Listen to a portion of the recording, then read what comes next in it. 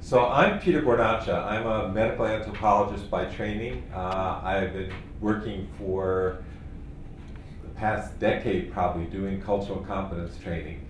I always help people pronounce my name. So this is how it's spelled. It's an Italian last name. Both my parents are Spanish teachers, and that's how I got involved in speaking Spanish. I'll say more about that in a bit with our workshop. But it's easy to think about saying it as Guarnaccia. And so the CCIA, if you speak Spanish, is like the CH in Spanish, the cha letter. And for about the past decade, I've been working in cultural competence training in the state of New Jersey with Monica McGoldrick and the Multicultural Family Institute. We were one of the state-funded training centers for cultural competence. And fairly early on, I realized that it was very fun to do cultural competence for frontline agency people. I do workshops early on in the state, and I get all these very excited, dynamic, young Latino, African American, Asian American social workers and psychologists, and I'd say, you know, this is what cultural competence is all about. Now go back to your agency and tell them they have to do this stuff. And at the end of the workshop, they'd all look at me and laugh when I said that. They'd say, you know, we were hired 6 months ago. We're the newest people on the block. How are we going to get? So I said, okay, so I guess we have to focus on the CEOs first. Or not first, but at least get them involved and get the leadership involved. So the training that I'm doing today is really focused on what people call organizational cultural competence. It's how to transform agencies and how to get the agency engaged. And for the past 5 years with our state training grant, we actually have been working with leadership teams from about 6 mental health agencies in the central region of New Jersey, 5 or 6 leaders from each agency over 5 years for the majority of them, to get them to really understand what it means to transform their agency. And I have to say it took 3 years before people really understood what that meant. So I'm going to try and do in 2 short sessions what we've been doing for the past 5 years, but at least to give you a sense of what organizational cultural competence is about and how to get your agencies going. If I could just ask you very quickly, and can I do this without the mic, to just introduce yourselves quickly and where you're from and what agency. First, my name is Sid Harvey. I am from Grand Rapids, Michigan. I work for Network 180 as a cultural and linguistics officer. Stephanie Myers from Network 180 in Grand Rapids, Michigan. I am the service coordinator and clinical director for our system of care. My name is Joey Aragon. I represent the California Association of Alcohol and Drug Abuse Counselors. Mayra Chacon, with the Chicago School of Professional Psychology, Center for Latino Mental Health, and I have been coordinated the Latino Mental Health Providers Network. Great. Giovanna Dominguez from Orlando with the Substance Abuse and Mental Health Program Office of DCF. Great. So you're all in a position to make some change happen. I hope so. So my first slide, this is actually a quote from Bobby Kennedy from 1968. Whoops, gotta be careful about that button. Cultural differences are not a national burden, they are a national resource. And I think if we can reframe the argument, so right now, particularly I think with the anti-immigrant feeling, people see diversity and difference often as a problem, and even within the mental health system. So, for example, I'm working with our diverse student population at Rutgers University, where I'm a professor, and I teach a variety of social science and health courses. These slides, by the way, will be on the web, so you don't have to, so you can copy the things that are most important, but you'll have access. So I think about most of the immigrant students at Rutgers, and they make up about a quarter of the Rutgers student population, speak at least one and often more than one language. But we never do anything very conscious to maintain that second language capability or third language capability, and yet this would be a huge resource. I mean, everybody's talking about what a globalized world we live in, and yet in the United States we don't encourage people to maintain the languages they already speak, never mind learn new languages. I also think about, if you think about the way mental health organizations, the actual physical structures are organized. So most clinicians work in a small office. that has a desk, a chair for them, and usually a chair for their client. And so picture the Latino family that comes in, 6 family members come in for the first visit with someone who's had a mental health crisis. Some are speaking Spanish, some are speaking English. And the clinician often, the first question is, so who's the patient here? And they don't know who to talk to, they don't know what language to speak in, and they see it as a burden. This is a real problem. What do I do with this family? And what I'd like them to say is, my God, 5 people plus the patient took time off from work, from school, from whatever they were doing to come here. They're that concerned about the person. Let's find a place where we can all sit down and talk about it. And instead, what often happens is the clinician says, okay, I need to assess the patient here. Could you all go wait out in the waiting room so I can have a one-on-one meeting with the patient? Which often to many Latino families is a message, don't come back. We don't value the fact that you took the time to come here. We don't value the opinion of other people in the family. And so, again, I think this idea of transforming what often is seen as a burden on the system to a resource for the system is a really important concept. So in some senses, this is the key message overall, is that our cultural diversity is a real resource. Generally, I like to start the workshop, and we can hand out that first handout, but just getting on the same page about what we mean by culture and ethnicity.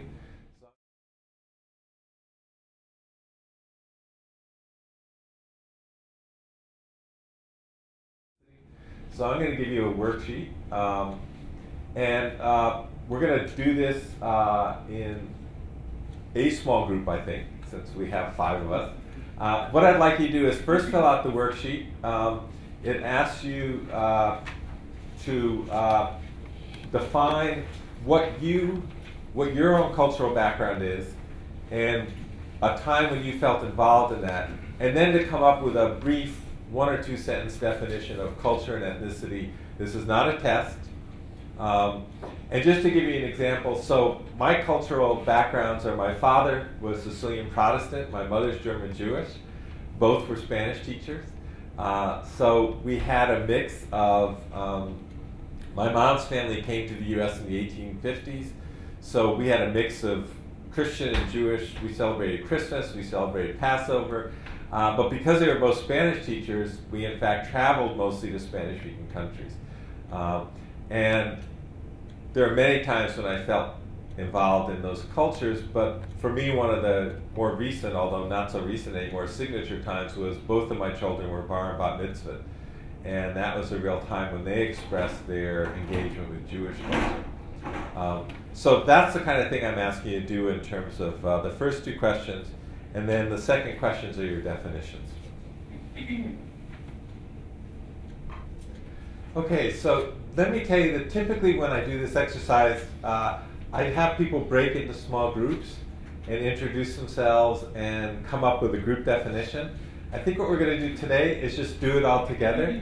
So I'm going to pass the microphone around, and what I'd like each of you to do is to briefly introduce yourself culturally, and then share your definitions of culture and ethnicity, and I'll get the definitions of culture and ethnicity up on the newsprint there. Sure.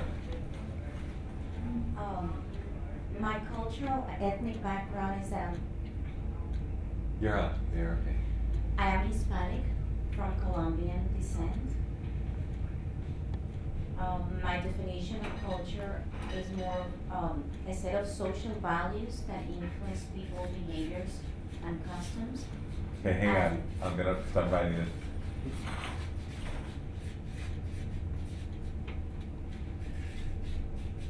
Okay.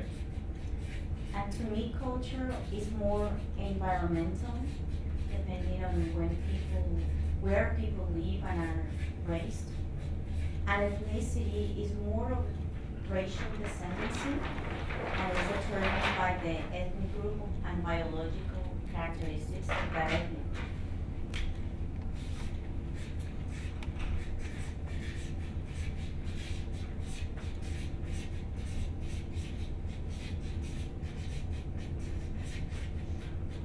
The second part you said was biological and... It's determined by the ethnic group biological characteristics.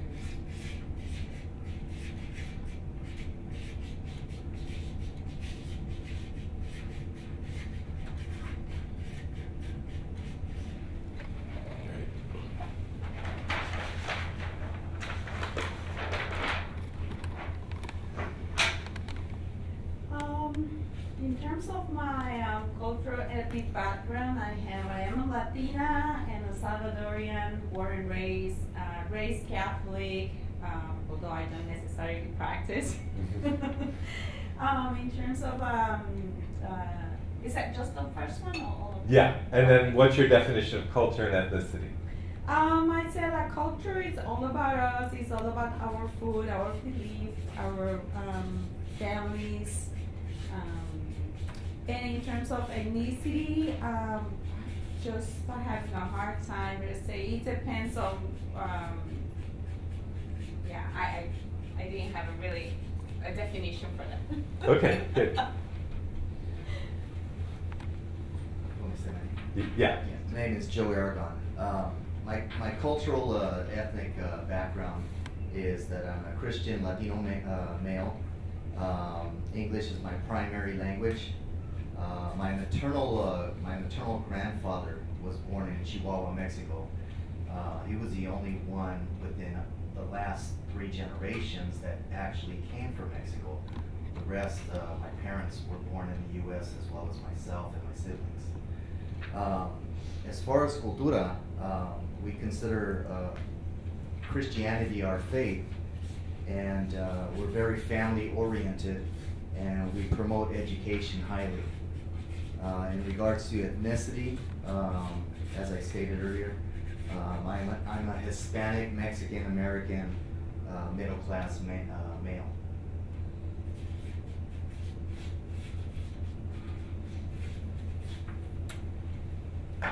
Okay, let me just do your ethnicity and then.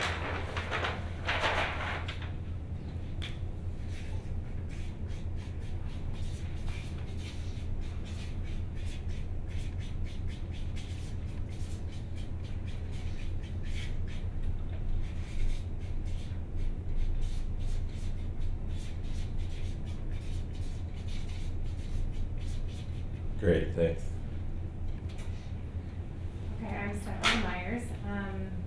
I have sort of a contradictory cultural background. I describe my culture as more of a set of values that my family has passed down versus being connected to my ethnicity. So I come from a culture of independence, drive to succeed, and education. And then also a culture of, on the other side, very strong passion, family, and affection. When I felt very involved in my ethnic background was family gatherings. So we would gather for Christian holidays, for Easter, Christmas, things like that. I define culture as the values system that come from the people that surround you, that you grow up with, that drive your daily life, and your feelings about your place in the world. And ethnicity I see as being more of genetic traits and sometimes location. Mm-hmm.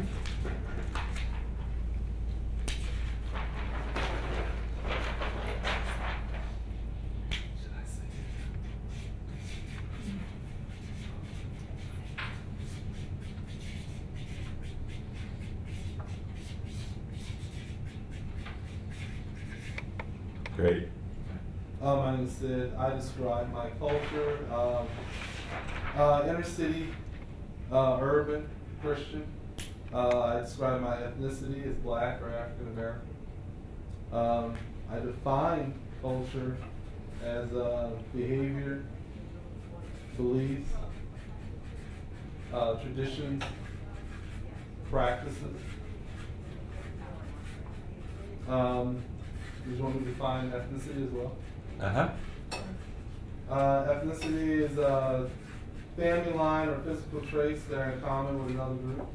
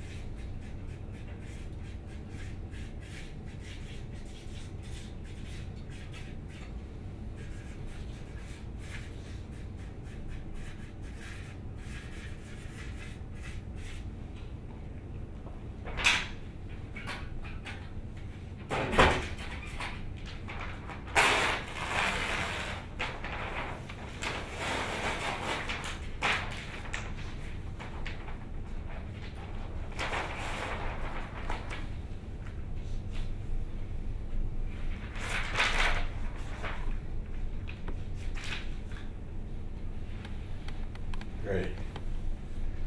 So, first of all, let me ask you, given this definition that we've just gone through and your own descriptions of your own family cultures, how important is culture? Very important. Why is it so important? Because I think it defines who you are. It helps shapes your worldview. It's your legacy. Mm-hmm. So how can we leave it out of our mental health assessments? Well, I'll go back to what you just talked about, the family that comes in. If I don't know what my culture is and understand my worldview, how am I supposed to serve a family who may come in with a totally different culture, let alone worldview? It's going to be a constant clash. So in some ways, we could make a quick argument just based on what we've talked about, that culture should be the first assessment piece that we do when someone comes in for care. And I think can you all see this? Mm-hmm. So what do you see as kind of common to your definitions of culture? Values. Values? Behavior. Behavior? Practice. Practices? So it's both a combination of what we have in our heads and how we think about the world, but also how we act and behave in the world. So that sounds pretty much like a definition of mental health. What we're thinking and how we're behaving. And it's pretty all-encompassing. I think this definition, it's all about us. It's who we are. So culture is critical. How about ethnicity? How did you distinguish ethnicity from culture? What do you see as... Genetic makeup. Okay, so physical traits. So we think of ethnicity as genetic or physical, and yet in some ways that sometimes gets us into trouble. Because, I mean, if we look just at the 6 of us in the room who are doing the training, where does the line between white and black go? Or between white and Latino? What are the physical or genetic characteristics? As it turns out, the Human Genome Project tells us that genetically there's more diversity in any racial group than there is across the groups. So, and the 3 of you who define yourself as Hispanic Latino, just sort of taking a quick look, quite big differences in your look. So the physical characteristics aren't what make a Latino or Latino. And I think what is important is this idea, I think, of descendants, of family line, that there is some sense in ethnicity of history or tradition. And that, I think, is one of the things that gets... How many of you use census categories in your agency that collect data on people? So the census defines ethnicity as being Hispanic or not, and then it says race is white, black, Asian, American Indian, Alaska Native, other, Pacific Islander, other. And then some of us get to define our categories. Whites don't, so we check white and that's the end of the story. Asians do, so they check Asian. And Latinos are supposed to check as many boxes as apply, and typically what happens is Latinos don't check any box because they say, where's the Latino box? And the census would say, well, you already got to check your Latino box. And in your Hispanic box, you are supposed to write which one, but I think each of you in your definitions of who you are very interestingly use multiple labels. So which one's the primary label? So what I want to do this morning is kind of go through some terms and concepts, set some guideline definitions, and set a framework for how we talk about cultural competence. And I want to start with, I'm not sure that these definitions are any better than the ones that you came up with. Where these come from is several years ago I was involved in the Culture and Ethnicity Work Group for the DSM-4. So I don't know how many of you have discovered in the Diagnostic Manual of the American Psychiatric Association that there's culture sprinkled throughout the 4th edition, which there never was before. And in the introduction, we we included brief definitions of culture and ethnicity, and our definition of culture included meanings, values, and behavioral norms that are learned and transmitted in society and within social groups. So you have the meanings, values, behavioral norms. The importance of the learning is that what it says about culture is that we learn it, and we can unlearn it, and we can also learn new cultures. So cultures are constantly moving and changing. And so what Colombian or Salvadoran culture looked like in your home countries, now among Colombians and Salvadorans looks very different. And when you describe that your family mostly has lived here for many generations, so the Mexican culture or the Hispano culture of the United States is different than the Mexican culture in Mexico. And I think for African Americans, very much, there was such a conscious effort when slaves were brought here to destroy the African cultures that African Americans had to invent and develop a whole new culture, which has of course been reinvented and redeveloped many times. And I think when you emphasize religion and values over a sort of identity, again, I think so, and you both described yourselves as Christians, so you probably share a lot of cultural background, which cuts across sort of where your families came from. So I think we also wanted to make it clear that culture, because this was for mental health, that culture influences cognition, feeling, and self-concept. In fact, it was interesting, in your definition of culture, you included passion. You included some emotional feelings. So some cultures emphasize some emotions more than others and value some emotions more than others. And self-concept, I think the idea of, do we identify ourselves as individuals, or do we identify ourselves as part of a group? So in fact, that example I gave at the beginning of the 6 family members coming in, they probably identify themselves as the Rodriguez family or the Dominguez family before they identify themselves as Juan, Maria, Jose. So that family definition is really important. Others, I mean, when I introduce myself, I'm Peter Guarnaccia, I'm a medical anthropologist, I'm a professor. That self-identification, I didn't say I'm the son of Paul Guarnaccia first and foremost, which in a very collectivist society, that would actually be more important to tell you than what my profession was. So, so clearly what your culture is going to affect the whole diagnostic process. And that's why I say if we don't get that early on, we're going to lose a lot in the whole process. If we don't know what people value to start out with, we don't often know what's then a distortion of that value that's part of what occurs when someone becomes seriously mentally ill. For ethnicity, as you said, in fact the first one, that they're groups that define themselves on the notion of shared descendants, shared aspiration. So there's a sense that there is some place of origin. And one of the really interesting things about this is that there's been a lot of recent work on second-generation youth in high schools. And one of the things they're finding about kids who are successful in high school is that they have some sense, even if right now they may be very poor, they may not have a lot of family around them, they may feel like there are a lot of barriers to achieving. If they have some sense that back in their home country and back in their family history there were people who were successful, that gives them a sense of impetus.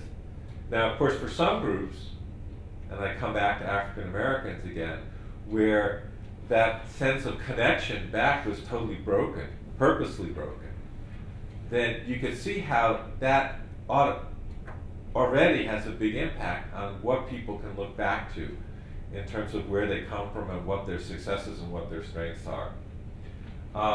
And then behavioral norms and forms of personal identity. So what's good eye contact? Mental health uses good eye contact all the time. How do we describe good eye contact? What's that mean? Facing each other, looking at each other's eyes. Yeah. But in some cultures that is disrespectful. Right, right. So. How about being assertive? What does that mean? You laugh. What does it mean to you? Well, I think it depends on where I'm at. I mean, if I'm in a situation where being assertive is expected and okay, then being assertive is a good thing. If I'm in where it's not valued, then being assertive is out of line. Right, and so what happens when someone was raised in a family where being assertive, at least up to the point that they are in their life, say they're 20, has not been okay? And then all of a sudden we bring them in and we say, well, now you have to advocate for yourself.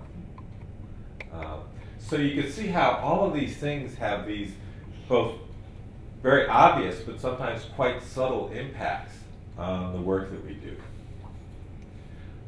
So I want to talk about these terms, and I'll tell you that I like the term cultural competence. It's a contested term, but I think if we think about the history of how these terms sort of emerged in mental health and social service, it's an important move. So the first term here, cultural sensitivity, that's really the beginning. It's sort of having staff go through exercises like this first exercise that we did of talking about our own backgrounds that help people become more aware of who they are and maybe how blind spots they may have or positive or negative attitudes they might have towards certain groups of consumers. They may identify with some, not be able to identify with others. They're often in a training setting, a very powerful set of activities.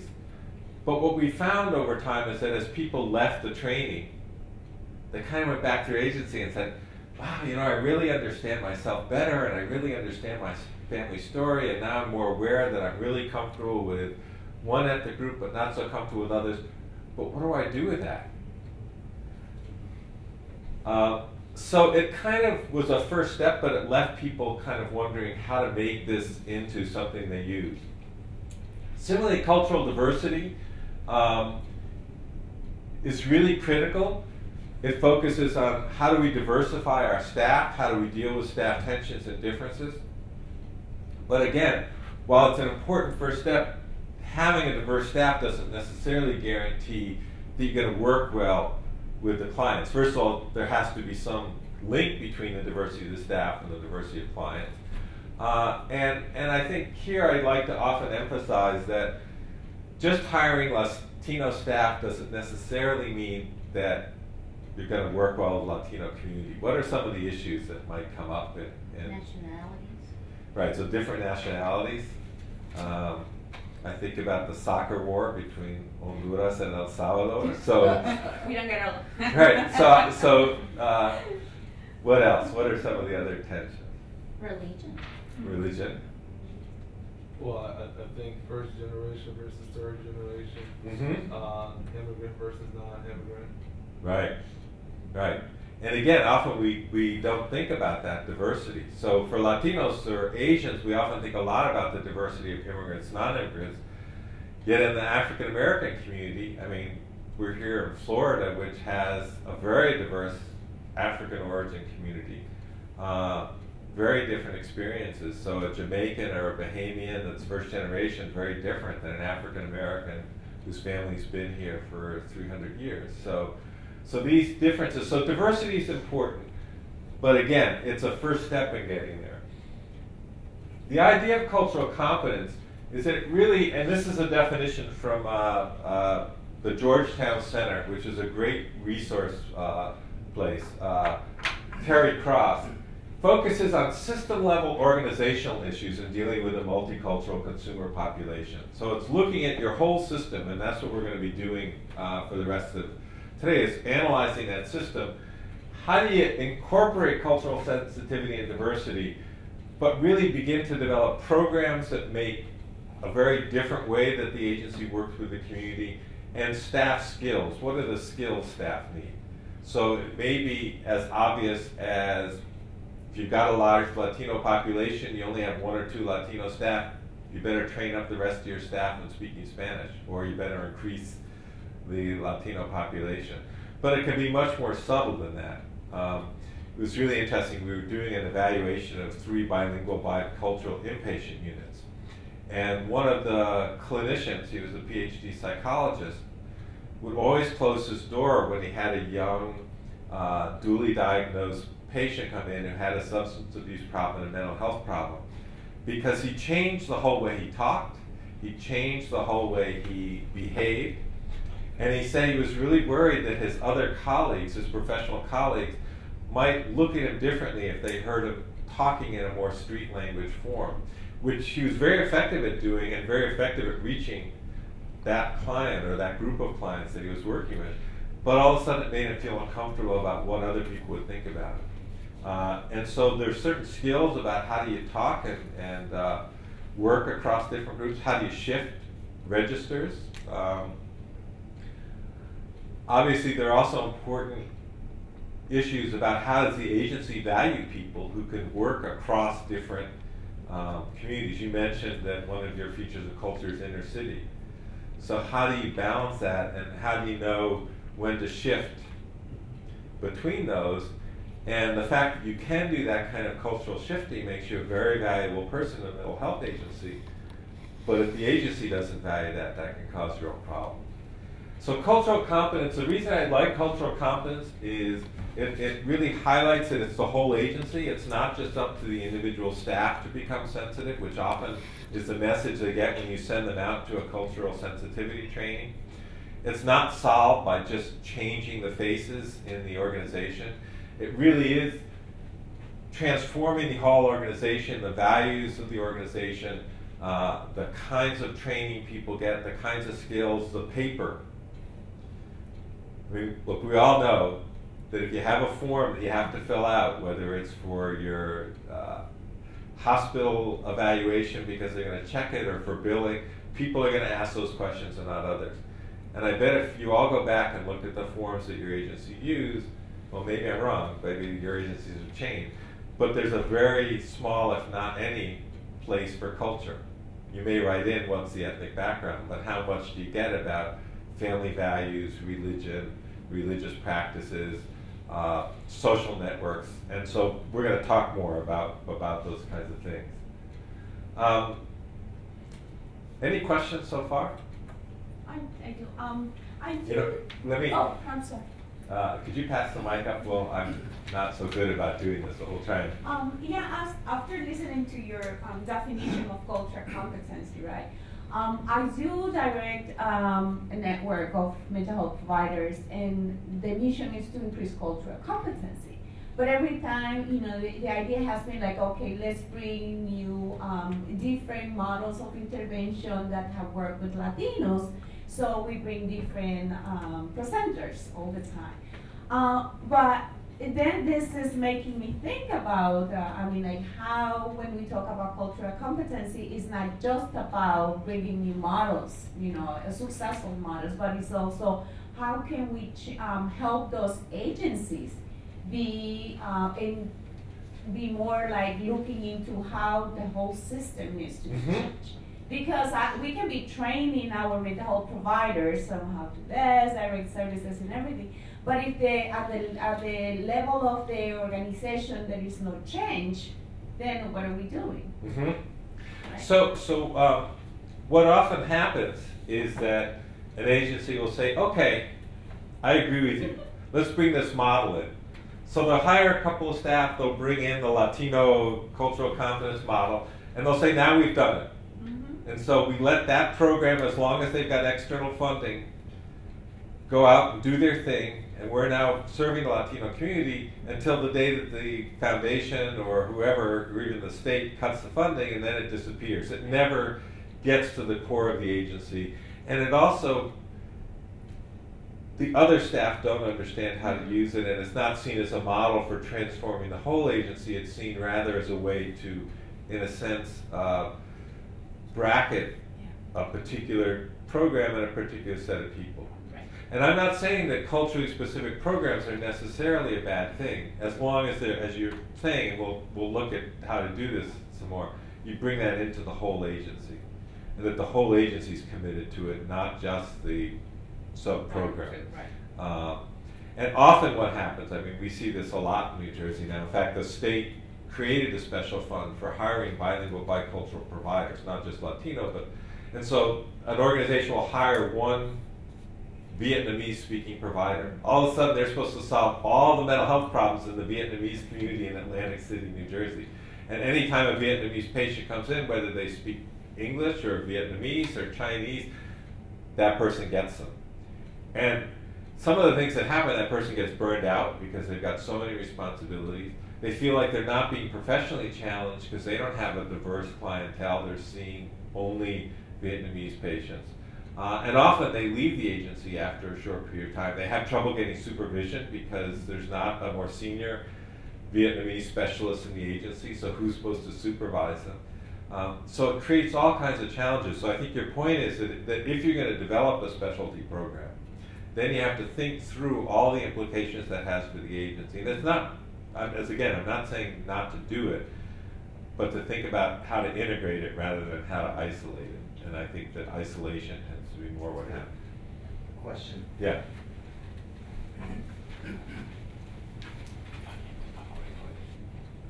I know that within the past 7 years, SAMHSA came out with an approach that was called strength-based approach within the alcohol and drug substance abuse treatment modalities. I'm wondering if, when we're talking about strength-based, if we're including just that, are we considering the cultural and ethnic assets when we're talking about strength-based? Because when we're talking about a family coming in with 6 or 7 people, I mean that is a strength, that you do have that support system, you have that family support system in place. So I'm reminded of the Tips and Taps series where they may have mentioned, maybe not comprehensively, but they may have mentioned some culturally appropriate strategies within that strength-based treatment approach. So I'm actually going to talk about a different dimension of SAMHSA in a few minutes about their cultural competence standards. But I think your point is really important in terms of both looking at the strengths of the client that comes in, but also looking at the strengths of the organization. So what makes an organization stronger? And one of the things I'm going to argue is that not only do you need, one strength of a consumer who's got a mental health or substance abuse problem is that they have some community around them, whether it's family, as I think several of you mentioned, or other forms of the community, resources they can tap into. But what are the strengths an agency has around it?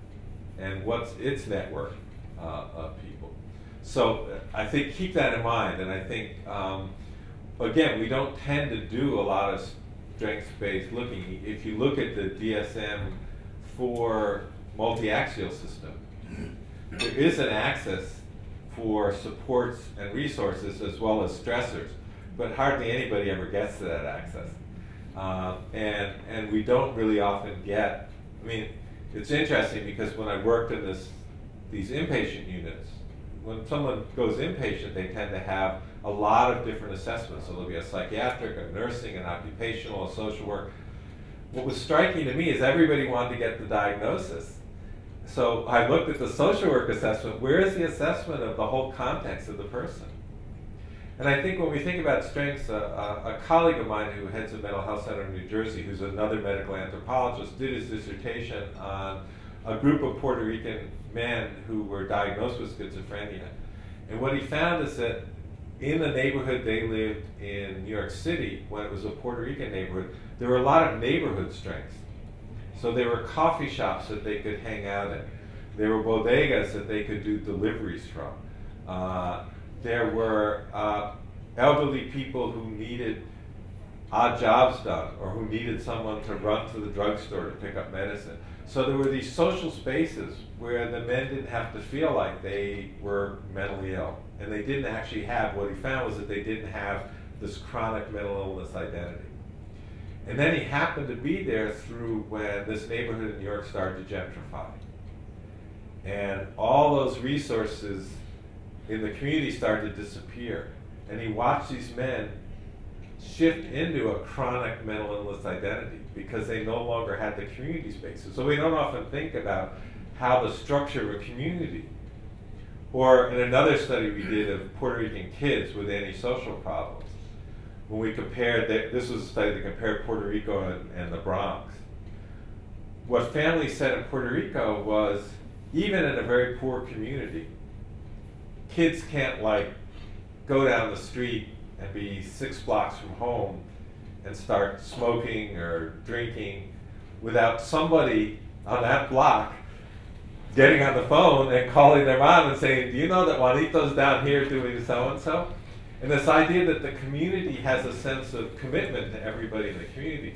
But they said they come to the Bronx, and even if the family gets a safe neighborhood, and they feel like their block has decent housing and nice people, even on the kid's route to school, he's often going by an abandoned lot, a crack house, a gang-controlled corner. And so while they can control that block that they live in, by the time the kid's halfway to school, he could get into all kinds of trouble and nobody would be there to sort of help or monitor. So I think your point about strengths is that we need to analyze strengths within our agency and also strengths out there in the community that might surround the person. And I'll talk in a little bit about what we call organizational genograms. I'm going to go through this quickly. I mean, I'm not sure I have to convince any of you why, but when you get these slides, if you need to convince somebody else. I mean, obviously the US in the last two censuses has changed dramatically. I think Sergio's presentation, 40% of California now is Latino. But what we saw, in particularly between 2000 and 2010, is that most states changed dramatically in their demographic makeup, and particularly the Latino community grew dramatically. States like North Carolina that had never had a Latino community saw a 400% increase in Latino population. Now that's an increase off a small population, but still towns that never had Latinos in them, or towns in the Midwest, like where there are meatpacking plants, all of a sudden there's a huge Mexican community. So what happens? So there are a number of guidelines I want to talk about. I want to talk about the business case to the extent that you need to make it. And I think at this point that cultural competence is now seen as best practice. And then if our agencies want to be at the cutting edge of good practice, cultural competence is a piece of the puzzle, not the only piece. This is a report that I hope many of you know about, but if you don't, you should find out about it. It's the Surgeon General's mental health report. There were two reports in 2000 and 2001. There was this general report by the Surgeon General on mental health, and then the specific report on culture, race, and ethnicity, which was a supplement to that report. The first thing that it said was culture counts. So if you need justification anytime about why to take culture, tell them the Surgeon General said so. But to me, the most troubling part of the report, it's an incredibly comprehensive report. It's got chapters on African Americans, Latinos, Asian Americans, Native Americans, was this one. That they found consistently in the research that minorities in treatment receive poor care. And I think in terms of what we know, that African Americans, Latinos, Asian Americans are less likely to get into mental health care in the first place, that when they get in, they get worse care as a tragedy. And what they meant by worse care was they were more likely to be given medications, less likely to be given counseling or other forms of supportive treatment. If they got medications, they were more likely to get the older medications rather than the newer medications. They were more likely to be given treatments which were no longer so popular. So they'd be put on the injectable antipsychotics as opposed to the atypicals, although there are now many controversies about, say, atypical antipsychotics. But they just found that this disparity continued even for people who were in treatment. They tended to get shorter courses of treatment. And so I think it really says we need to look at, and by the end of today, I'll show you some ways to look at that within your own databases. The other thing that was troubling, although probably less pertinent to some of the work that you do, is that minorities are underrepresented in mental health research. And this was particularly striking because in 1980, the National Institutes of Health said that women and minorities have to be included in all research studies in their proportion in the population unless there's a reasonable and strong scientific argument for why that shouldn't be. And that was supposed to be enforced by review committees. It was supposed to be enforced by the program officers. And what they found in 2001, so that's 20 years later, is that for many of the NIMH-funded studies of the latest treatments, whether they were medications or therapies, one, often if you looked at the studies, there weren't enough minorities included to and analyze the data separately. If they did include minorities in the analysis, they tended to lump everybody together because they never had enough African Americans, Latinos in study design. So in a sense, we're kind of going on gut sense that the treatments that have been tested, researched, and approved, what we call evidence-based treatments over the last 20 years, really don't have a very strong evidence base in African American, Latino, Asian American populations.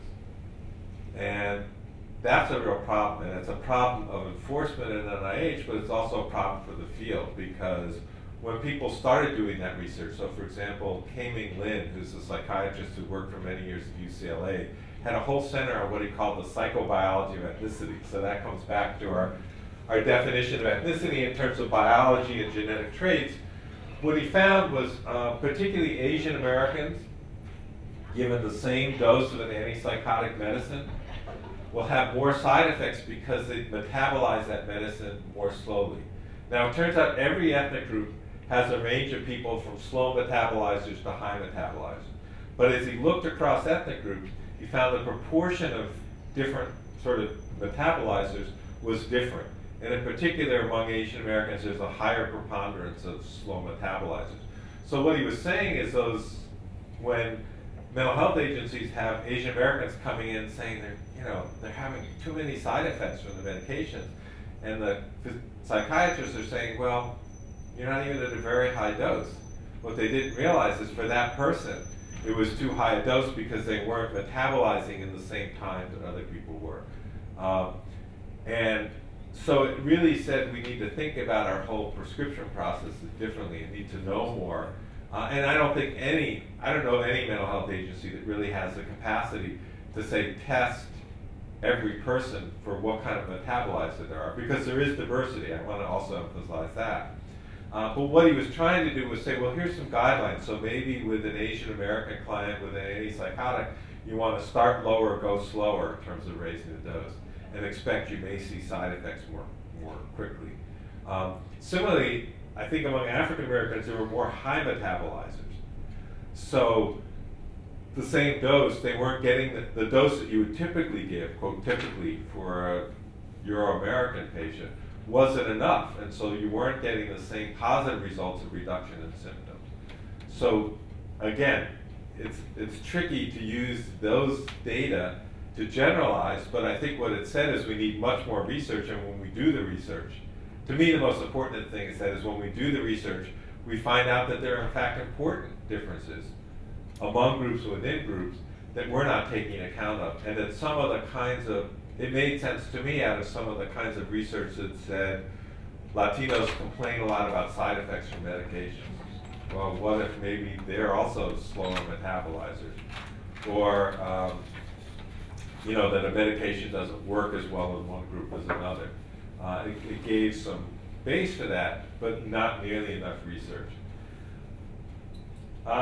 The business case, this is an article that's an interesting one that makes a business case for cultural competence. And actually when I heard Sergio's presentation, it made me think of this, because if healthcare reform goes through, there are going to be many more consumers of color who are now insured and are going to be potential clients for our mental health system.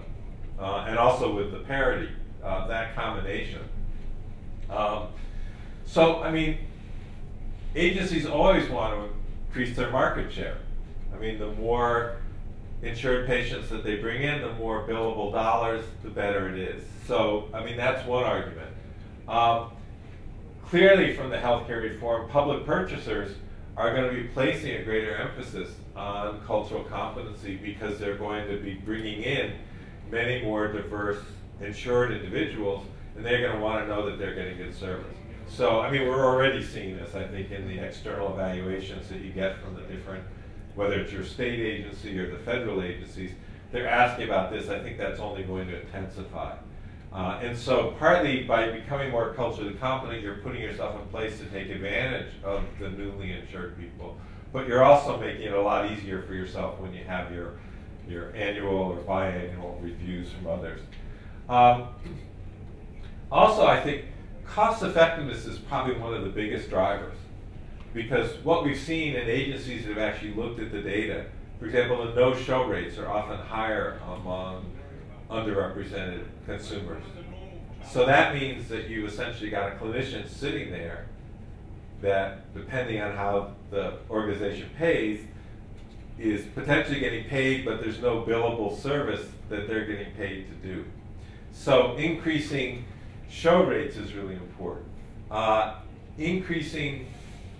Trying more creative modalities, more group modalities that actually may be more effective with African Americans, Latinos, that also actually are more efficient in terms of staff time and also bring in more revenue through billing.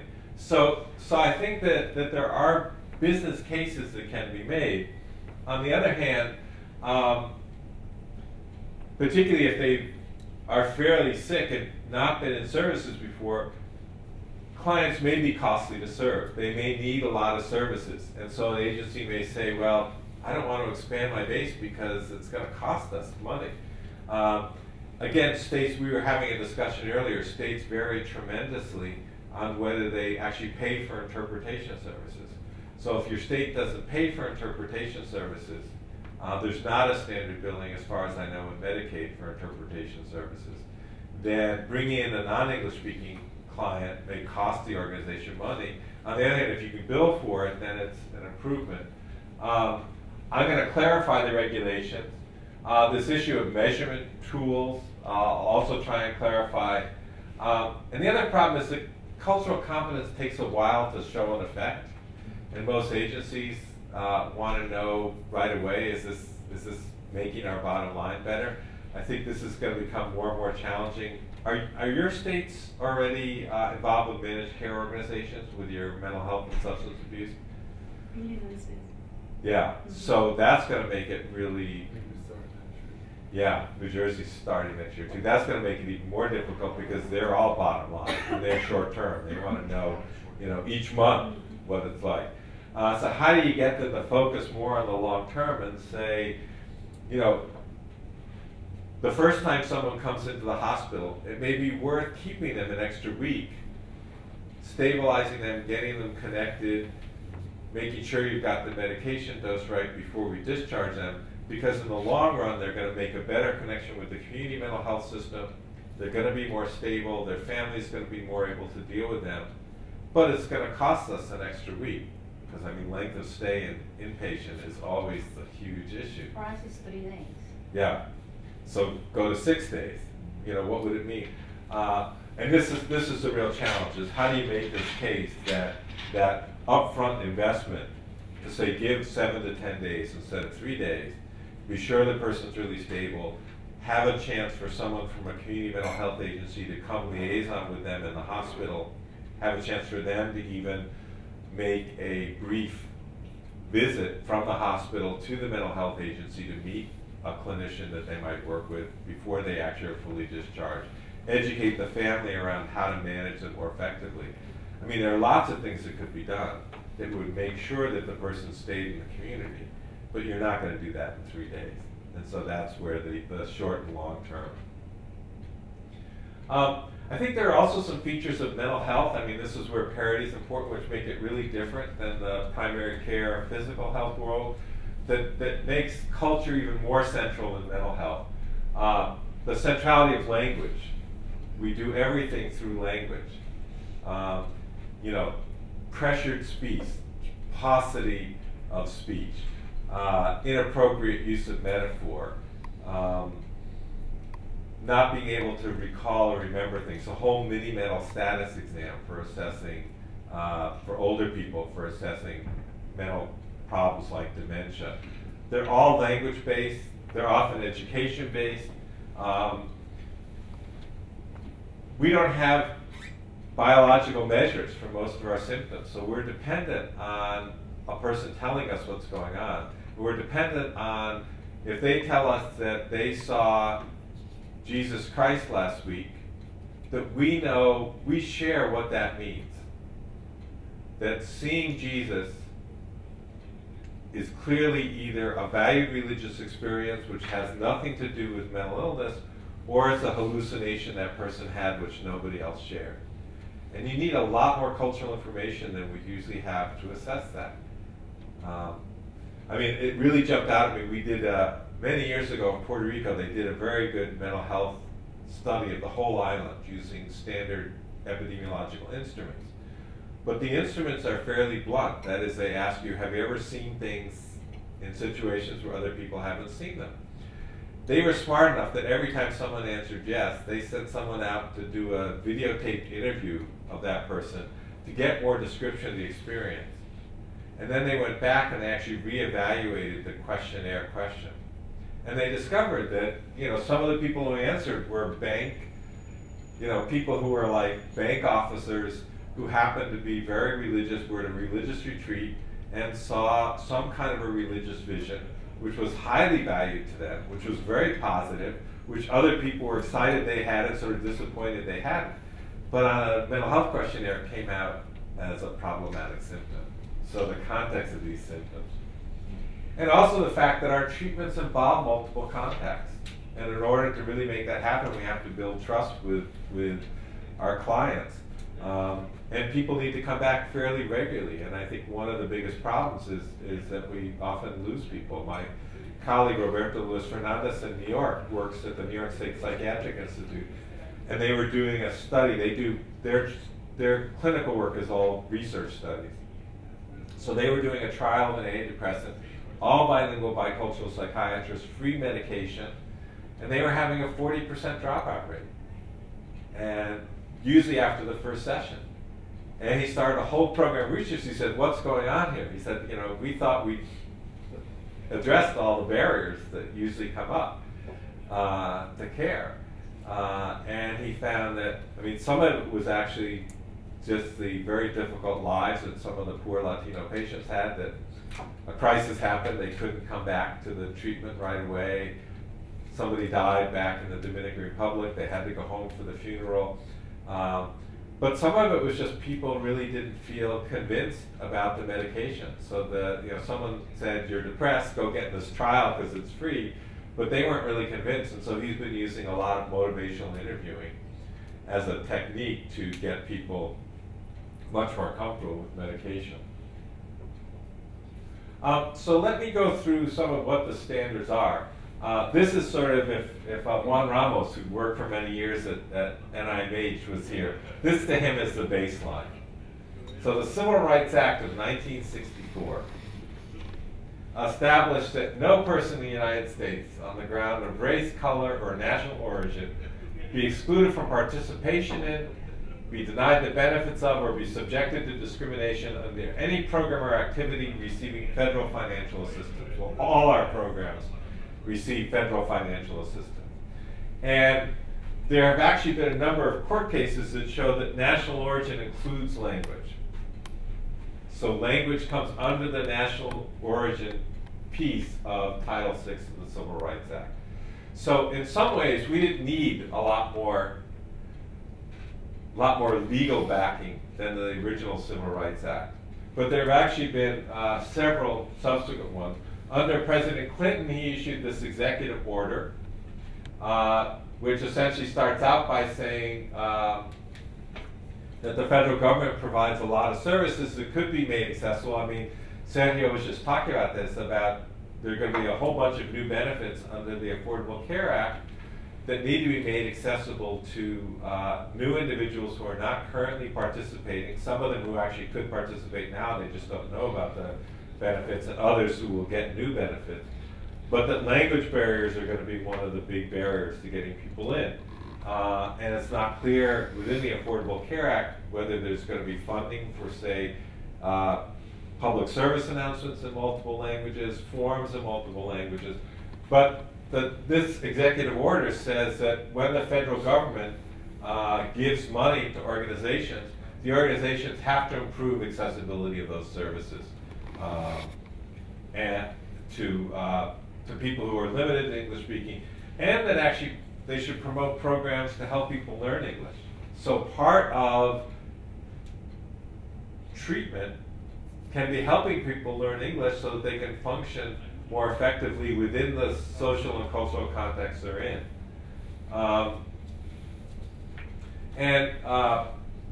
So it says that organizations need to develop and implement a system by which limited English persons can meaningfully access those services. And of course, the one sort of out clause is without unduly burdening the agency. But so that's a second round. And what I want to look at now are the SAMHSA standards. How many of you have seen the SAMHSA standards for managed behavioral health care, the cultural competence standards? These are very powerful standards, and actually we've been trying for several years now to get the state of New Jersey to implement them. We being our Multicultural Family Institute and the Cultural Competence Training Center, like these standards better than the class standards for a couple of reasons, for mental health agencies. It turns out that they don't look a lot different than the class or some of the other standards. But I think the first thing I want to say is that people often say, well, you know, we can't become a culturally competent agency because we don't know what one looks like.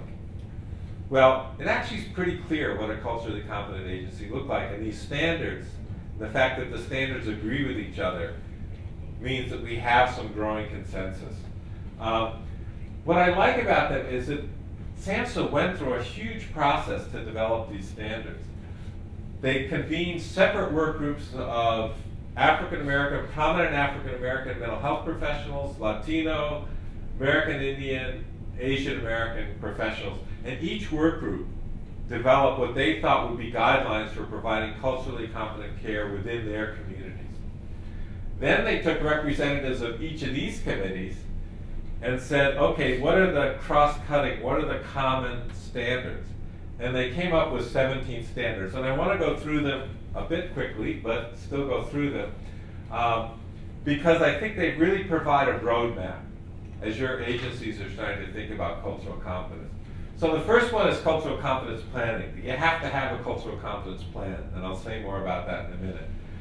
That your governance, your whole structure, your boards, the advisory boards that you have need to reflect the diversity of the communities that you work in.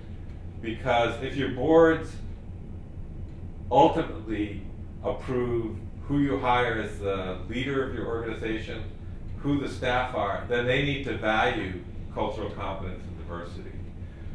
That the design of services need to benefit all consumers equitably. So what that means is that really the way we talk about things, if you think about from the moment a consumer contacts your agency, and then think about walking them all the way through your agency. So when they call you on the phone, is there going to be someone on the phone who speaks their language? Do you have a way to do that? Is the message machine, have you looked at who the consumers are? Does the message machine have an option to switch to Chinese if that's a big community in your area? When they walk in the door at the front desk, are people welcoming everybody equally? You know, you work at substance abuse. If a person, quote, looks like they've got a substance problem or they admit to a substance problem, they say that, is the front desk staff going to kind of recoil a bit, not be as comfortable with them as someone who's depressed or anxious? Then do you have programs that really meet the needs of all consumers? When you discharge them, do you have places in the community that make sense for them to go? That wrapped around your clinical services, which is the heart of most of our agencies, do you have prevention, education, and outreach? Quality monitoring and improvement I'm going to talk about this afternoon. That you have a management information system that actually can help you monitor and capture data. So at the University of Behavioral Health Care is the largest mental health provider in New Jersey. And we're going to see a tool that one of the people there developed from their management team. What she found is that she just included in the whole management data a code for is the person African American, Latino, Asian American, European American. It opened up all kinds of possibilities for analyzing the data that was already in the system. to look at where they were doing well and where there were disparities for multicultural population. But most management information systems don't have that kind of data. And if you want to look at it by religion, if you want to look at it by immigration status, then obviously you need those fields, and you need to train staff and get them to collect the data. One of the things that she immediately found, because most of the data that's entered is actually captured in an access center. So to get into the mental health system in this program, people call into an access center, they're screened initially, someone figures out, do they need services, what kind of services, and which center makes the most sense to send them. So and it turned out that the staff in that access center weren't very comfortable asking, you know, what's your ethnic, cultural, racial background. They didn't even know what language to use. And they didn't really know why they were doing it. So they weren't very comfortable doing it, and they didn't know how to respond if someone said, why do you need to know that? And so they did a whole training about, one, how to ask, two, how to record it, because just like you did in your introductions, one person may say I'm Latino, another person may say I'm Colombian, another person may say I'm a Christian. So how do you put that information if you're going to have some standard categories? And we'll talk a bit more about that then. And then your human resource development and training program. Many agencies don't even have one cultural competence training a year. What's even, I think, more important is agencies don't think about, if you're having someone come in to train you on how to do depression screening, or how to do benefits planning, there should be a cultural competence piece in every one of those trainings. So it's not just an annual training on cultural competence that carries the whole weight of training your staff. If you're really going to make cultural competence a serious part of your agency, then every training, and if the trainers that the agencies typically use can't do that, then either you need to find new trainers or you need to find trainers to supplement that who can do that. Because the training program, I mean, think about the orientation, whatever orientation, I assume all of your agencies do an orientation training when you hire a new person. If cultural competence isn't mentioned there, what does that say about your agency? You know, they tell them what the rules are about HIPAA and confidentiality. They tell them, you know, what medical, they need to get a TB test or something like that. They tell them what their benefits plan is. They tell them what the work regulations, maybe the dress code. They don't say anything about culture. It says, you know, the dress code's more important than cultural competence. I mean, they don't explicitly say that, but that's the implicit message. The standards then have a number of clinical standards. So the SAMHSA standards are heavy on this first group, on system standards. But what I like about SAMHSA is they really thought about system, and kind of again in this idea that I said before about following a person through the system. So how do people access services? And is your access system, whatever it is, like in the access center I described for UBHC, is that set up? I mean, they found that when they actually analyzed who was there, it was only a couple of mornings a week that there was a bilingual Spanish speaker in the access center. And they said, well, you know, Latinos just don't call us on Tuesday and Thursday mornings. I mean, that's not when mental health problems happen. So we need to have coverage throughout the time. Latino Tuesday. Yeah, exactly. You get a 50% discount if you call on Tuesday morning. So access to services. Then the assessment process, again, coming back to, and I think it's really instructive to look at the paperwork that you use to document who your consumers are. Where is culture indicated, what's there, and how to change it. We found in New Jersey, this was probably now 12 years ago, that they passed a screening law where they set up specific specified screening centers and then a whole process. So when someone came into an emergency room, if they had a mental health problem, they were directed to one particular emergency room in each county that had a screening team set up, a psychiatrist on staff who could then commit someone to a mental hospital if that needed to happen, or they could defer them into an inpatient unit at the local hospital or the outpatient treatment. One of the things we found is that the screening form didn't include the language the patient spoke. So people from the hospitals were saying, you know, at 2 in the morning we're getting this patient coming in an ambulance, and only when they get there do we discover that they only speak Hungarian. Now the screening form, it turns out, was being faxed. I'm sure now it's emailed. Hopefully now it's emailed, I should say, I'm sure. Ahead of the patient. So they said we could have prepared for the language of the patient, but the form didn't have it. It turned out because this law was a new law and the actual format was specified in the law, we had to go back and get an amendment to the law to add a question on language to the form. So it's not, I'm not suggesting it's always easy to change the forms that you use. But that's where I say sometimes this stuff is not necessarily so obvious, but the implications can be huge. Particularly, I mean, think about someone in crisis. So they are showing up at 2 in the morning in an ambulance to a state hospital, and all of a sudden the hospital's scrambling to find somebody who can actually communicate them. Particularly because often the hospital wants to do its own evaluation, its own assessment, but can't really do that effectively. Care, treatment, and planning, who do you involve? Is it required that you involve the family? If it's required you involve the family, you're going to have those 6 people in the room, so you better have rooms that are big enough to do that. Who signs off on the treatment plan? What? Medical director. Yeah, but who in terms of the client and the client's family, who signs off? What the client wants to have signed the document. And then how do you make that negotiation when the client comes in? What services you actually provide, how you discharge the person, case management, language assistant, and then self-help programs, which are becoming a bigger and bigger part of the mental health system. And again, often the consumers who have gone through self-help training have more often been the better educated, higher functioning, often more European American consumers. And again, just like in the rest of the system, the multicultural consumers get left out of the self-help training, so they're not staffing the self-help centers and those kinds of things. And that may not be true where you are. That was what we found in New Jersey.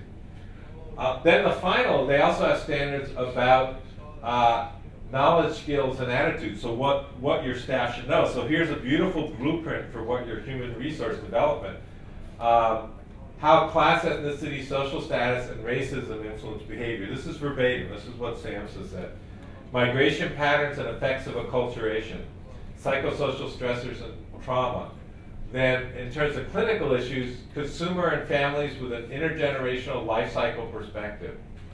Exploring oneself culturally and incorporating that awareness into all intercultural interactions. Examining agency roles and barriers to service delivery. So, an example of this, when we looked at the state hospitals in New Jersey, the units within the hospital were organized by county. We're a very county-driven state. And so if you came from Monmouth County, you went to the unit for Monmouth County. Well, it turned out the unit for, this is not exactly right, but this is the unit for Middlesex County had a Latino psychiatrist on it, but the unit for Monmouth County didn't. But if you had a monolingual Spanish-speaking patient coming from Monmouth, they still went into the Monmouth unit, and it was very hard to get them either transferred to the Middlesex unit or get permission for the psychiatrist who spoke Spanish to come over to the Monmouth unit to see that patient. So often there are these barriers within agencies to using the resources that you have effectively because there are all these rules about how they should be done. So I hope you get the sense, and obviously I didn't give you the details. What's nice about the SAMHSA standards, and you can download the booklet from the website, is not only do they give you the standard, they give you performance indicators. So how you can, breaking down what each of those meant, I only did that very briefly, outcome indicators. So it's very detailed. I have to say I was tremendously disappointed in SAMHSA, maybe not surprisingly. So when we started working with the state to try and get these implemented, which we never actually achieved, I got in touch with SAMHSA and said, we're really excited. We like your standards a lot. We think the method that you developed that was really valuable. Could you tell us some other agencies or states that have implemented them that might be an example? And they said, no, we haven't really followed up on the SAMHSA standard. So essentially what happened, just like everything else, is SAMHSA invested at one point in time, they invested a lot of money in this long process to develop the standards, and then they moved on to something else. And so the standards sit there on the shelf and there's really not much technical assistance. Now you can find states that have developed statewide cultural competence plans, but unfortunately SAMHSA does not have a lot of technical assistance right now for using and implementing those standards. So luckily the booklet's quite good, you can figure a lot of it out. But I think what's important is, when you go back and you say, you came to this training and you really want to help become a more culturally competent agency, if someone else in your agency says, well, what does that look like? People talk about this all the time, but we don't know what it is. You could say, no, we know what it is. Now, what I will say is where we're severely lacking is we don't know what the impact is of implementing all this. So we know what it should look like, but there have been so few outcome studies. Partly there are so few organizations that have actually implemented all this, but even fewer outcome studies of what it looks like. So I think the last piece I have for the morning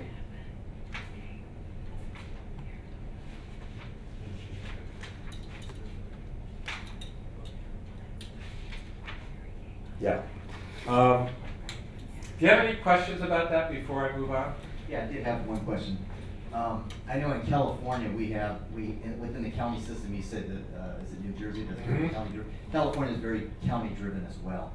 I remember 7 years ago, they came out with a program called CalOWNS, California Outcome Measure System. In 7 years, they're still working out the quirks and all the little challenges, and it still isn't an effective software program in gathering the data about efficiency within the program, the outcome measures. Yeah. So it's interesting that you said that, because I mean here in California they have a program that's 7 years in place and they're still refining it. Let's come back to that this afternoon, because what I want to make a point of is that sometimes these systems get so complicated nobody can use them, and I think there are actually a small number of probably outcome measures that you could start with that would give you a pretty good picture of what's happening without having all the data ready to analyze. But whether you can convince the system to do that, yeah. Yeah, as you talk about the importance, which we don't have to sell each other on the importance of this, but I think one of the frustrations I have is I start to do this planning and working, and we're kind of at that first level of trying to get the organization buy-in. I keep running to this whole thing about cost.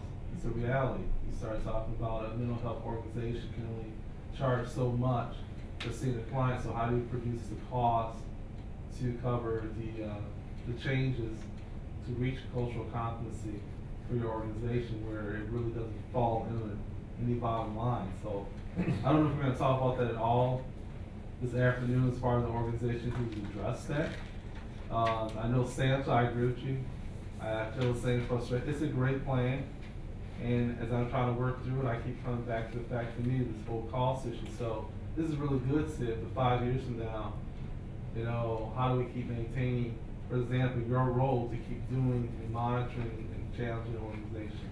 Let me address it a little. I don't have a lot of answers, but I think sometimes cost is real and sometimes cost is an excuse.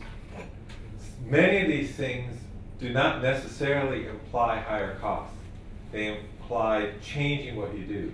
So, they'll say, well, we can't add a cultural competence training because we've already committed our training budget. And that's where you come back and say, well, either if it's really important, let's substitute one of the trainings we usually do for cultural competence, or let's start, whatever our menu is for this year, can an hour of that training or some piece of that training focus on the cultural competence dimensions. Every training has a cultural competence dimension. What they found at UBHC was adding some fields to the data system really didn't cost all that much. I mean, usually you've got the data people on staff, so you're not really paying per data element. This is also would be true in California. So adding those may take a month of upfront costs to sort of bring those in and be able to start doing it, but that shouldn't cost a lot more. Hiring bilingual, bicultural staff should cost more.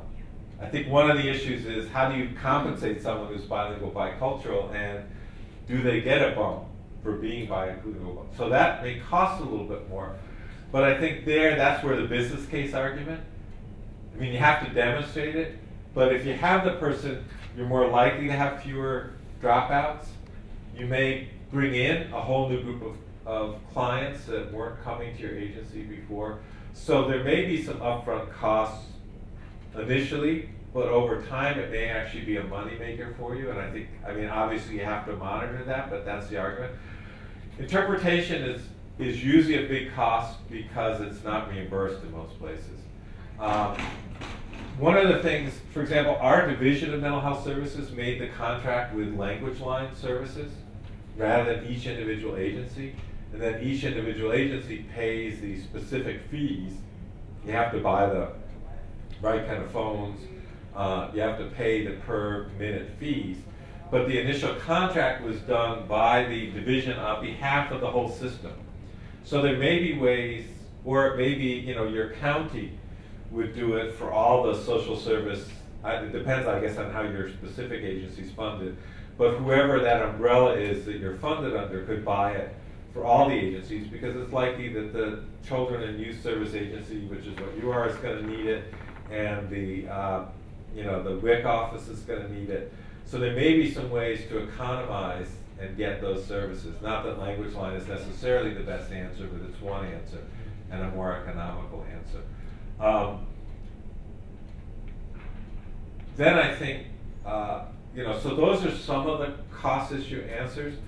Translating materials are a one-time cost usually. Now it depends on how often you change and update your materials, but I don't know if you're already on an electronic record system. Those are actually cheaper to change and update. It's easier to sort of get, again, it costs, the initial cost of getting someone to, say, put that record into Spanish or Creole or whatever languages you need is high, but then it's there. And it, you're not reprinting it, or it's not like you have to print 100 or 1,000 more copies. So I think sometimes the costs are overblown. I think part of it too, and this comes into the sort of planning, is every time there's a vacancy, that should be filled by someone who can reach out to one of the core cultural groups in your community. That has to just be an important skill that really everybody should have. And the position shouldn't be filled until you get the right person who can do that. So that in a sense, it's not like you're necessarily adding more people, but over time, you're transforming the staff profile so that it's more effective across a wide range of groups. Remembering that, I think agencies often forget this, a bilingual, bicultural staff can work as effectively with English-speaking European American clients as they can work with Latino or Haitian or Vietnamese clients. So in a sense, you're adding to your abilities without actually having to add more people necessarily. So I think those are some of the arguments back. And I think, the other thing is that this is a long-term process, so start implementing those pieces that don't cost as much. So I think some of the staffing can be done over time because all of our agencies have turnover. And so as you start to rethink and redefine who you're looking for in those positions, that can do it. But some of the things you can do right up front. So with the 10 minutes I have, I want to quickly, one of the first things we did with the agencies was get each agency to write a cultural competence plan. And at the end of the 5 years, I sort of developed a set of guidelines on what I realized agencies probably needed from the day we started doing this. So I want to just go through these. Actually, let me skip over these two. So this is standard 1.1 of the SAMHSA standards. It's important to think about your cultural competence plan as a living document. So often when people develop a plan, it's like, we spent 2 months developing the plan, now let's put it on the shelf and it gets forgotten. I mean, you know, our communities change dramatically. New groups of people come in, other groups of people leave. So it needs to be a living document. It needs to be updated regularly. It needs to actually shared with all staff. Again, oftentimes these kinds of plans are developed within a management team or a leadership team, and the staff never see it, and then they're sort of told to implement it. And just not clinical staff, but the receptionist, the Exactly. clean, and everyone who has contact with the patient. Exactly. In fact, or the client. the support staff are usually the most left out of this whole process. And yet, I mean, one of the things that hit us, we would visit all the agencies we work with. So you walk into the agency, and the people sitting behind the front desk are African American, Latino. You go back, and all the clinicians are white. And you say, wait a minute. The most diversity in the agency is in the front of the agency. And yet those people are never asked, sort of, you know, how are we doing with the African American community? I mean, they're probably linked in. They probably hear lots of things about our agencies from other people in the community. But they're never treated like they're sort of an integral part of that. So I think it's a very important point.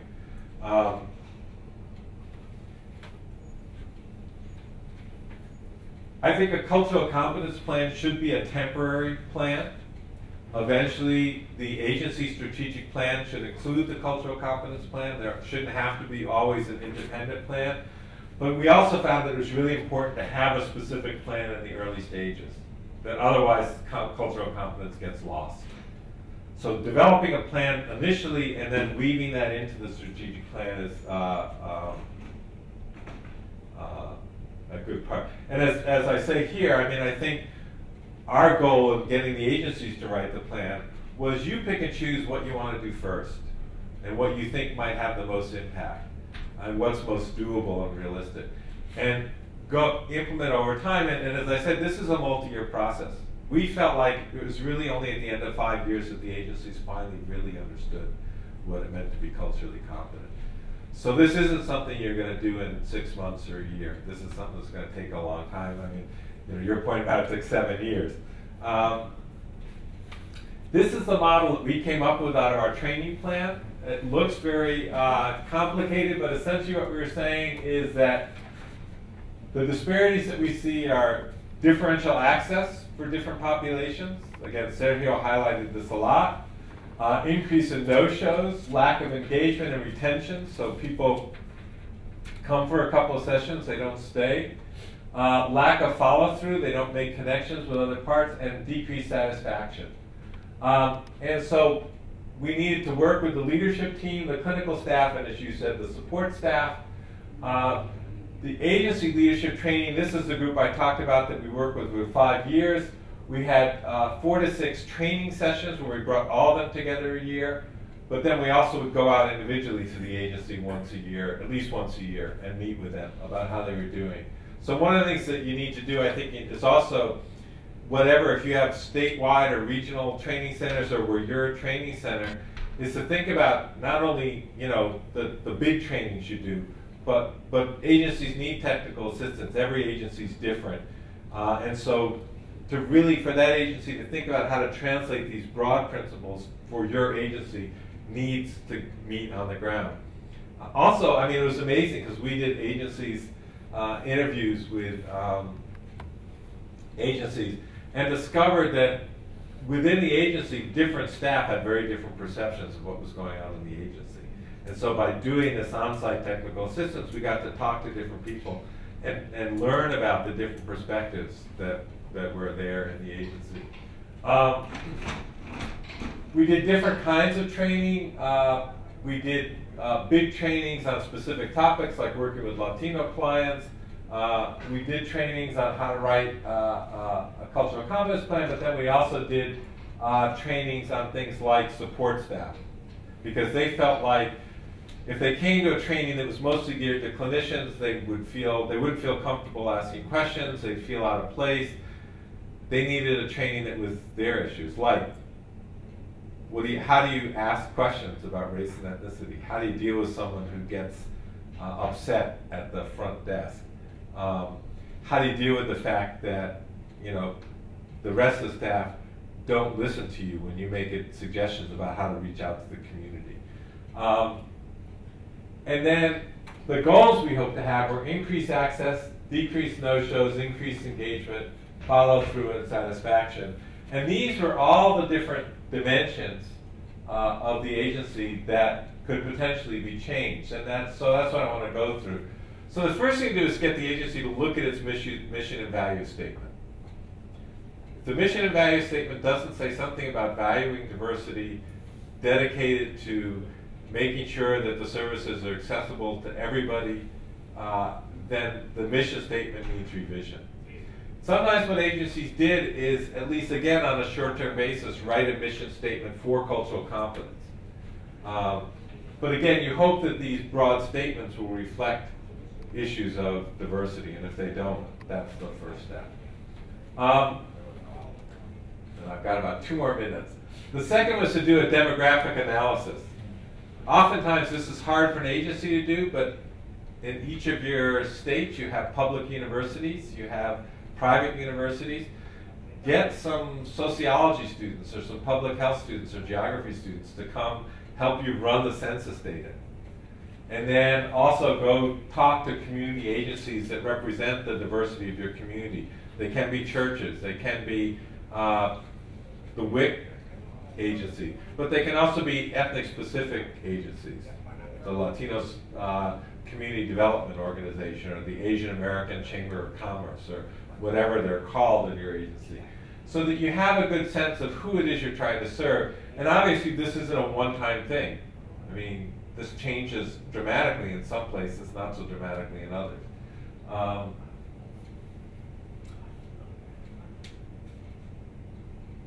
Once you look at your broader community, using your management information system, develop a profile of who your consumers are.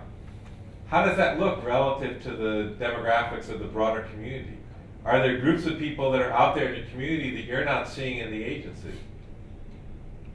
And does that suggest something about particular barriers, particular outreach strategies? And then also, using your personnel data, develop a staff profile. And if your staff personnel data doesn't include the ethnicity of the staff, the languages the staff speak, their own social background, then you need to update your personnel system. So these parts should be doable in most agencies to get a sense. And then you can look at, how do your staff look in comparison to your consumers? If you have, 30% Chinese-speaking consumers, and you don't have any staff who speak Chinese, you've got a real problem.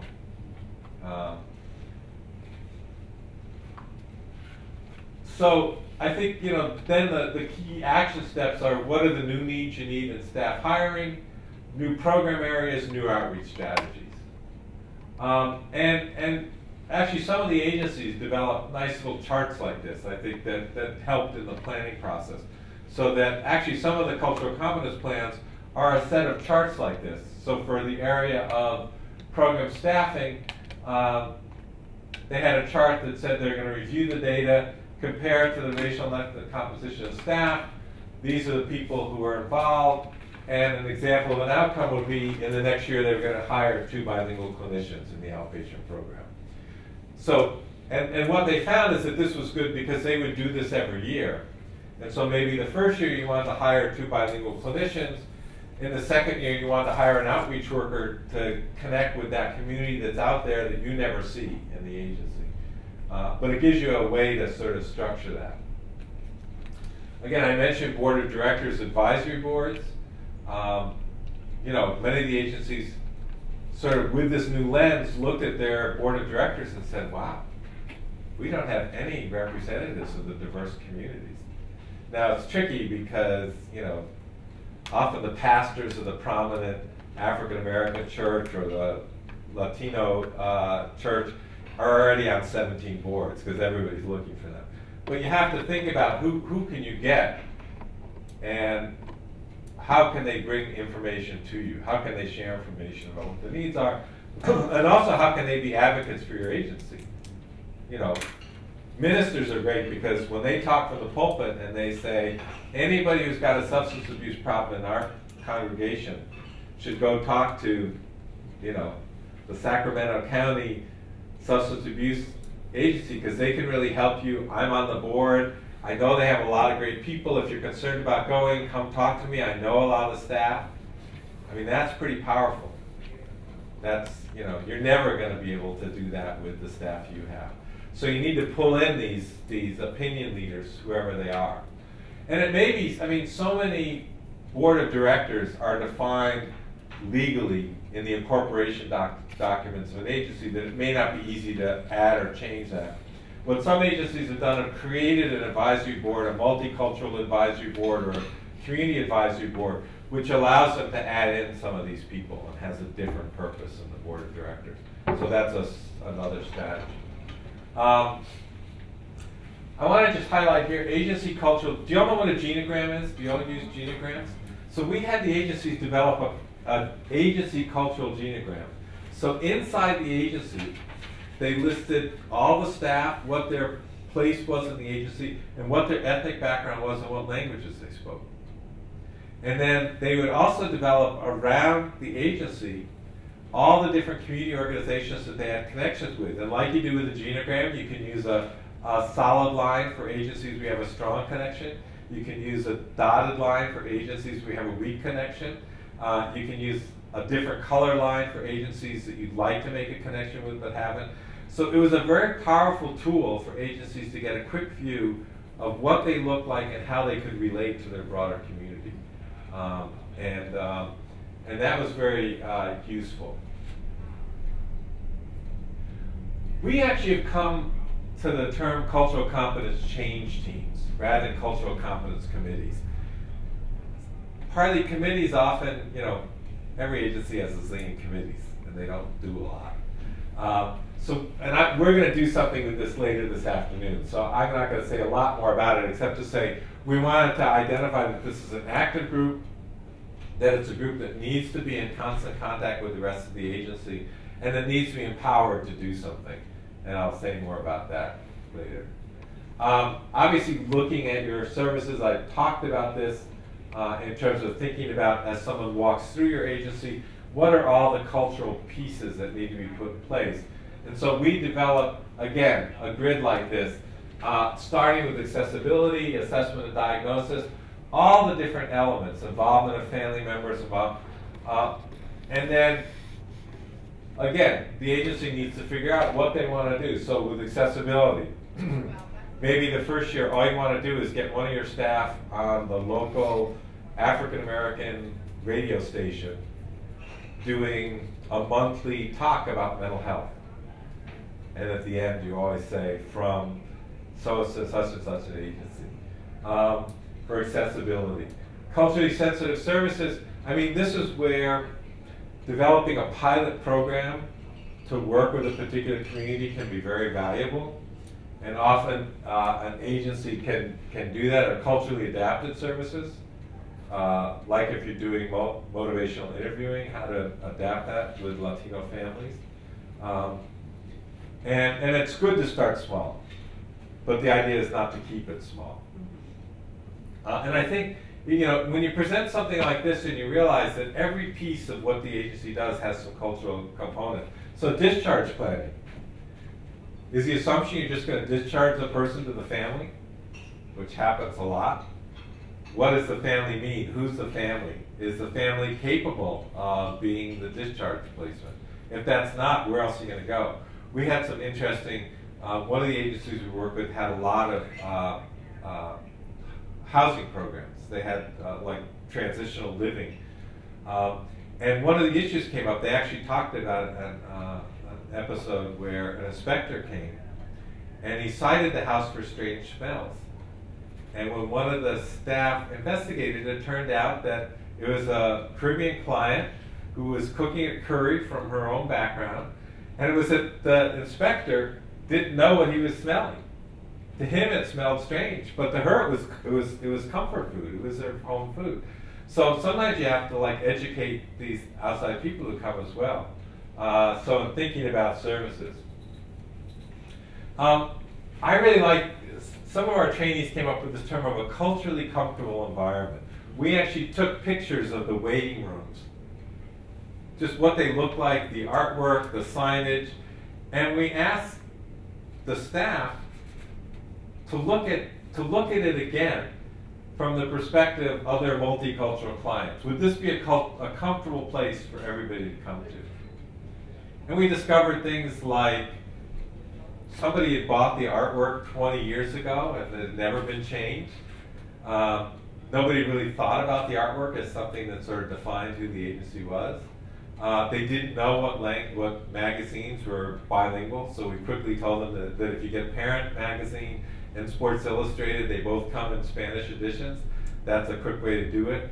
Knowing which African American magazines are currently the ones that people read. So if you get Ebony or Jet, that might, appeal to your 40 and 50-year-old clients, but not to your 20-year-old clients.